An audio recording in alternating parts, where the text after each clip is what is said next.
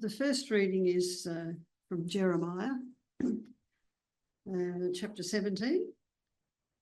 Thus says the Lord, cursed are those who trust in mere mortals and make mere flesh their strength, whose hearts turn away from the Lord.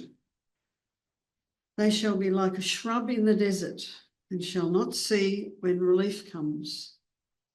They shall live in the parched places of the wilderness, in an uninhabited salt land. Blessed are those who trust in the Lord, whose trust is the Lord. They shall be like a tree planted by water, sending out its roots by the stream. It shall not fear when heat comes, and its leaves shall stay green. In the year of drought, it is not anxious, and it doesn't cease to bear fruit. The heart is devious above all else. It is perverse. Who can understand it? I, the Lord, test the mind and search the heart to give all according to their ways, according to the fruits of their doings. The second reading is from Psalm 1. Happy are those who do not follow the advice of the wicked, or take the path that sinners tread, or sit in the seat of scoffers. But their delight is in the law of the Lord, and on his law they meditate day and night. They are like trees planted by streams of water, which yield their fruit in its season, and their leaves do not wither. In all that they do, they prosper. The wicked are not so, but are like chaff that the wind drives away. Therefore, the wicked will not stand in the judgment, nor sinners in the congregation of the righteous. For the Lord watches over the way of the righteous, but the way of the wicked will perish. And the gospel reading is from Luke. He came down with them and stood. Actually, the chapter is called Jesus Teaches and Heals. He came down with them and stood on a level place with a great crowd of his disciples and a great multitude of people from all Judea, Jerusalem, and the coast of Tyre and Sidon. They had come to hear him and to be healed of their diseases. And those who were troubled with unclean spirits were cured. And everyone in the crowd was trying to touch him, for power came out of him and healed all of them. Then he looked up at his disciples and said, Blessed are you who are poor, for yours is the kingdom of God. Blessed are you who are hungry now, for you will be filled. Blessed are you who weep now, for you will laugh. Blessed are you when people hate you and when they exclude you, revile you, and defame you on account of the Son of Man. Rejoice on that day and leap for joy, for surely your reward is great in heaven, for that is how their ancestors treated the prophets. But woe to you who are rich, for you have received your consolation. Woe to you who are full now, for you will be hungry. Woe to you who are laughing now, for you will mourn and weep. Woe to you when all speak well of you, for that is how their ancestors treated the false prophets. This is the word of the Lord. Words that are worth reflecting on as we reflect on the readings that we just heard.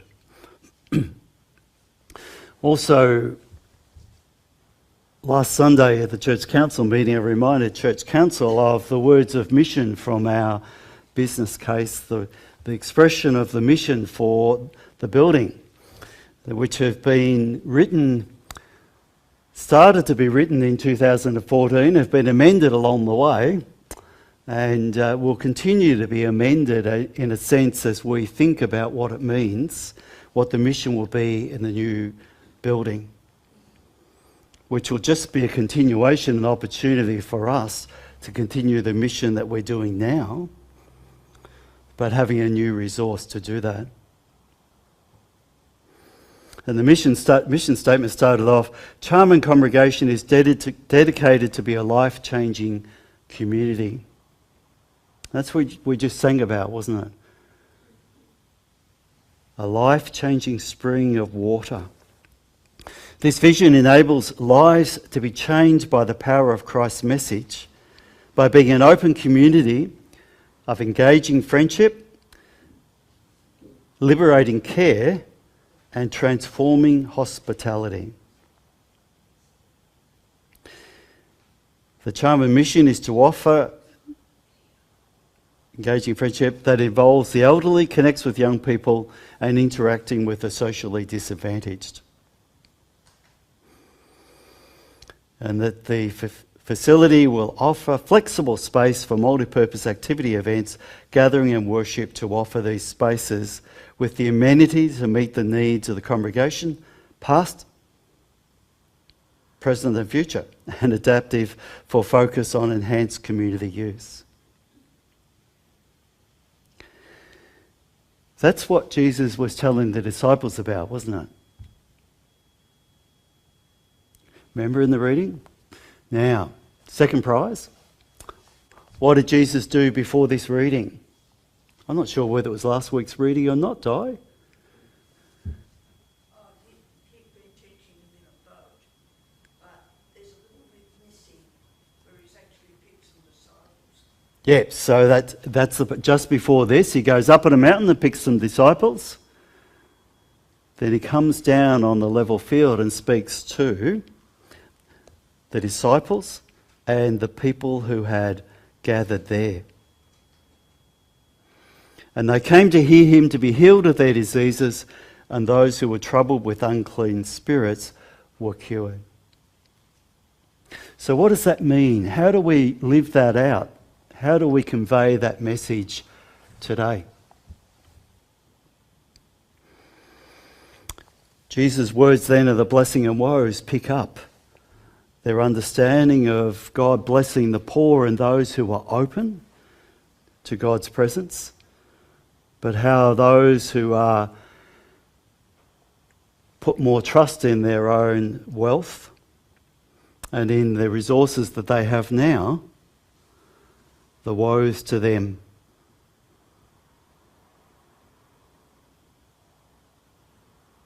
So the blessing and the woes. But how do we live out that message? What is it today? What's the message today that people need to hear? Because that's in part what we engage our mission on. The focus of our mission is to do those things. I want to share with you something that I've been reading. And I think there's a photo of the next one, Bub. Is a photo of... Next one? Yep.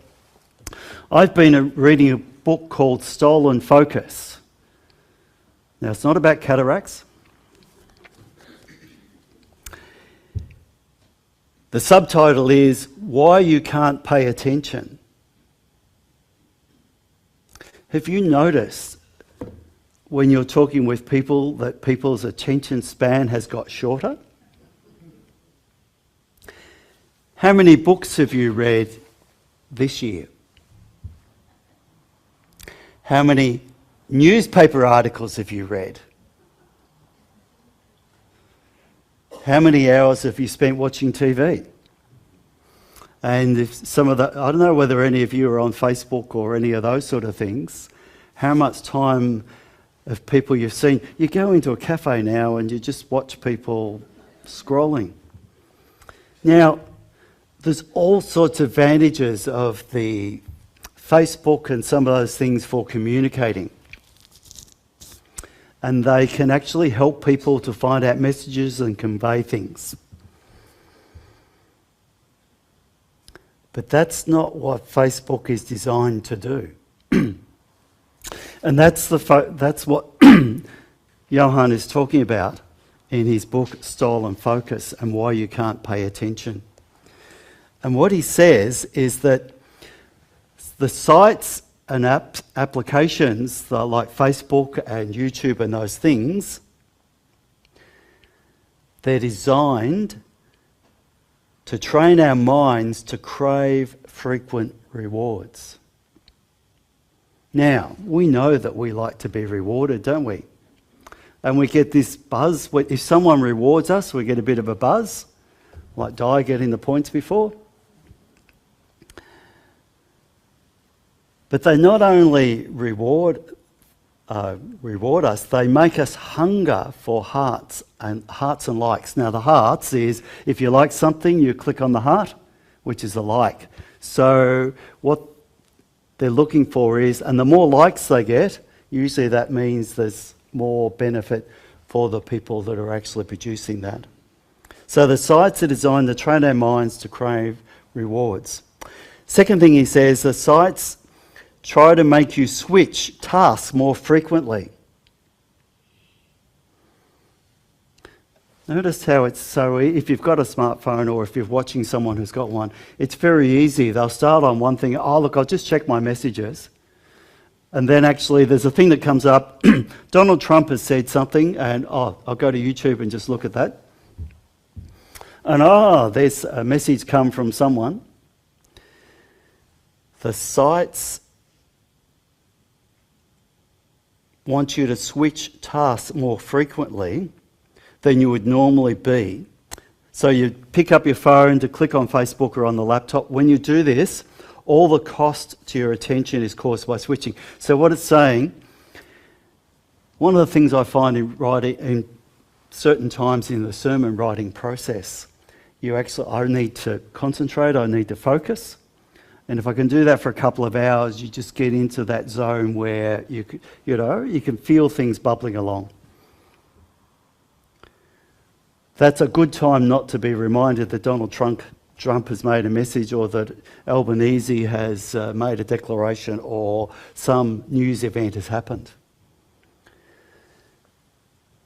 The whole thing is designed to distract us from the things we're doing.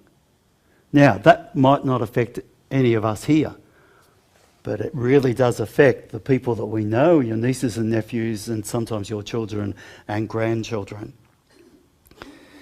Now, the scientific evidence for this is that shows this switching and the loss of concentration from that, it's as bad for your brain as getting drunk or being on drugs. The impact. So have you ever noticed how sometimes people almost look like they're a bit stoned, a bit, out of it when they're looking at something? It's all part of a consequence. Now remember, we're looking at this because we're saying, what is the things that people are facing? What's robbing them from that life-giving presence of God and the healing and the presence of community and God in community?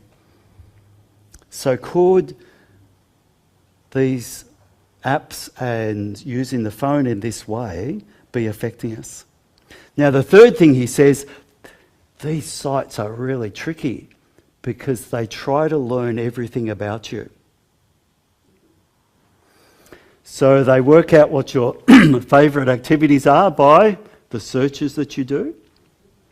They work out the things that you get upset by the things you respond to in the news and the things that you might search for information from.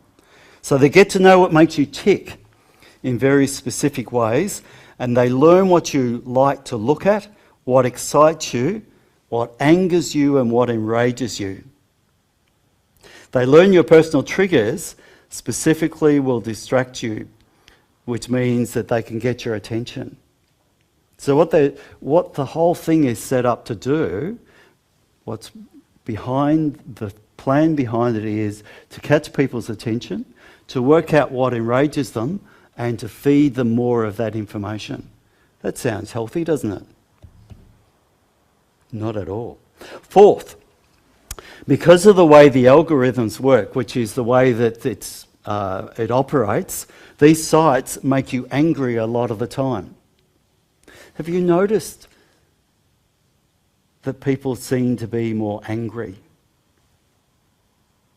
So the research shows that anger itself affects your ability to pay attention, because when we're angry about something, we're in full, the blood's running and we're in full flight or fight mode, and that affects our capacity to concentrate. It leads to shallower thinking. I can think of a president that might be tapping into that. Business models of these sites are jacking up our anger every day, and these algorithms promote attack, blame, and bad things. Fifth, in addition to making you feel angry, these sites make you feel that you're surrounded by other people's anger, which can lead people to be feeling everyone around them is angry, so therefore I need to be very careful, which again affects our focus on what's actually happening around us and other things that are happening, because we're hyper vigilant for people's anger. Make you feel like you're living in an environment of anger and hostility. Some of the things that happen on the road, it really does feel like there is so much anger. During the week, I was talking to a teacher, and they were saying that they'd already had 3 contacts from a parent who was upset because the first day they thought it was too hot for their child to do whatever they were doing. And that was leading to interaction after interaction because of this. Almost like something happens, anger trigger, we've got to go and actually complain, but it's the way they do it as well, isn't it? It's not just raising a concern, it's actually coming out very strongly against it. So that's what these sites and these applications are doing. It affects our attention, but also often it's hard to tell which is the truth about something and which is lies. Because one of the things is that studies have been done to say that on Twitter, fake news travels 6 times faster than real news. 6 times. So by the time something's happened, it's gone out at 6 times the speed. Anyone who comes along with what really happened, they're behind the 8 ball, aren't they? And then who is telling the truth becomes a real issue. I was amazed at this story. Alex Jones was a conspiracy theorist in America. And in 2012, the Sandy Hook massacre, which is one of those ones I think where there was a lot of school children were injured and killed. He claimed in 2012 that massacre was a fake, that the grieving parents were liars whose children had never even existed. Now, as a result of these posts that he did, some of the parents who were grieving, were inundated with death threats and had to leave their homes. Now, in the end, as it was in America, they had to sue him to stop him. And he admitted in court the massacre was real and said he'd been suffering from a form of psychosis when he denied it. So he got up. I didn't tell that, but just that whole thing of the lies and fake news stuff and all the things that are happening has an impact on people, and particularly people who are whipped up and angry. We did a study, that was back in about 2015, I think, Margaret, where you went to the council to ask what's the key issue in our community, and the thing that came back was loneliness, and that's why hospitality was important in our mission focus. I reckon they'd probably say a similar thing today, but the question is what lies behind that loneliness and people being separated, because the whole way this operates, it's much more about being focused on what you as an individual want to say and how people respond to you, And it tends to reinforce individualism rather than actually community grappling with an issue.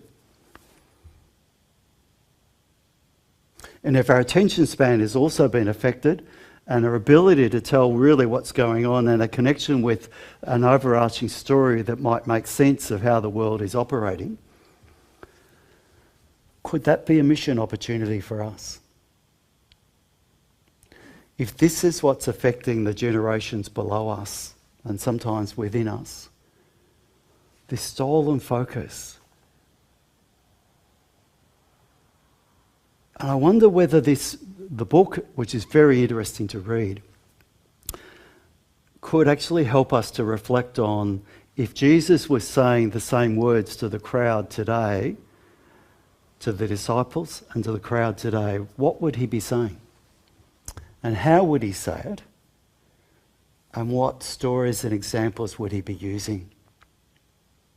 So the Jeremiah reading is a poem that picks up similar things to what Psalm 1 does, about that the plant that is disconnected from the life source and the plant that's connected to the life source and the way that that flourishes.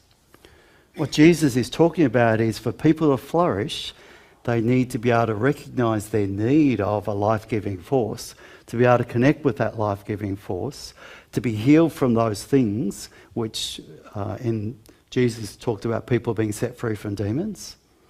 What are those powers that are affecting people today and stopping them? And I even wondered whether, could it be that people's drop off in attendance of church in the bigger picture, is that a result of this focus on individualism and less on community, and much more about, I get all the answers I need whenever I want by just typing something into a search engine or asking my friends? And look, sometimes that's really helpful. But if it's actually driving people further into themselves, and these children that are struggling with the bullying they're receiving online, as we've had some in the news in the past week, what would Jesus be saying to them, and what would Jesus be saying to us? And what is it that we might do in a new building where we want to connect with the community to help people recognise that there are important aspects of community and being together and being open to things that are deeper than just the surface, and things that are much more about soul work and those things, rather than a very quick instant fix. And is that even, some of that even behind some of the youth crime that we're experiencing? Because the sense of loss of connection and community and understanding of what life is about. There's a whole lot of questions that are raised by this. So what's our response? Last time I took the service, I talked about the book, The Critical Journey and the Wall. When people hit that wall and realise that all the money that they wanted to accumulate, all the likes or the support from apps and from people who tell them the fake news and how to think about things, when they hit the wall, they're the ones that are open to actually reflecting on that and finding another way. But part of our journey of faith is for us to be able to recognise how we respond when we hit the wall, and then to nurture and support others as they hit the wall and nurture and grow from in the midst of that. And that involves change.